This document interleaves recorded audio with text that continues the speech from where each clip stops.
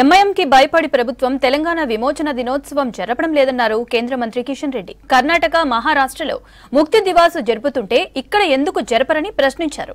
మజ్లిస్ కి సలాం చేస్తున్న పార్టీలకు ప్రజలు తగిన బుద్ధి చెబుతారన్నారు. సికింద్రాబాద్ పరేడ్ గ్రౌండ్ లో జరిగిన బీజేపీ తెలంగాణ విమోచన దినోత్సవంలో పాల్గొన్నారు కిషన్ రెడ్డి.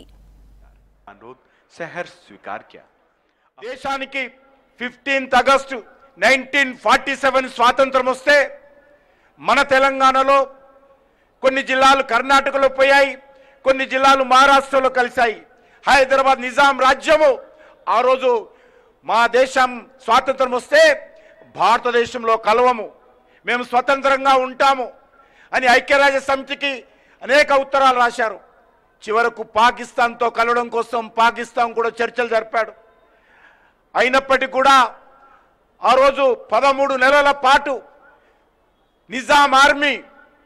నిజాం ప్రైవేట్ ఆర్మీ అయినటువంటి కాసిం రజీ నేతృత్వంలో ఉన్నటువంటి ఎంఐఎం పార్టీకి సంబంధించినటువంటి రజాకారులు ఏ రకంగా గ్రామాల మీద పడి గ్రామాలను దోచుకోవడం, గ్రామీణ ప్రజలను అనేక రకాలుగా దౌర్జన్యాలు, దమనకాండ కొనసాగించి వేలాది మందిని హత్య చేశారు మనకు తెలుసు.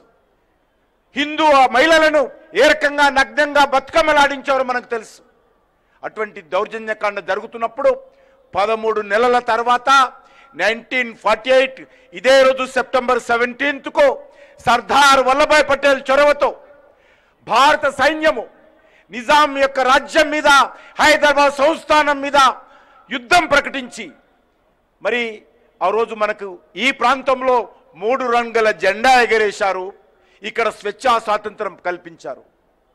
అటువంటి చరిత్ర స్వాతంత్రం వచ్చినటువంటి రోజును గతంలో కాంగ్రెస్ పార్టీ కానీ, బీఆర్ఎస్ పార్టీ కానీ, పాలకులు కానీ ఈ యొక్క చరిత్ర ఈ తరానికి, నవతరానికి తెలియకుండా మరి తొక్కిపెట్టడం జరిగింది.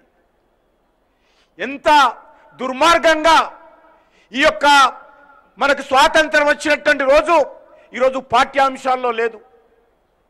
మన విద్యార్థులకు చెప్పం, కళాశాలలో చెప్పం, బయట చెప్పం, ప్రభుత్వాలు పట్టించుకోవు.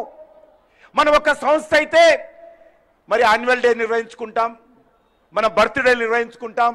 కానీ మన తెలంగాణ ప్రాంతానికి స్వాతంత్రం వచ్చినటువంటి రోజు, 3 రంగుల జెండా ఎగిరినటువంటి రోజును ఎందుకు మరి ఇన్ని సంవత్సరాలుగా ఈ పార్టీలు ఎందుకు అణిచివేస్తా ఉన్నాయి, ఎందుకు చరిత్రను దాచిపెడతా ఉన్నాయో తెలంగాణ ప్రజలందరూ కూడా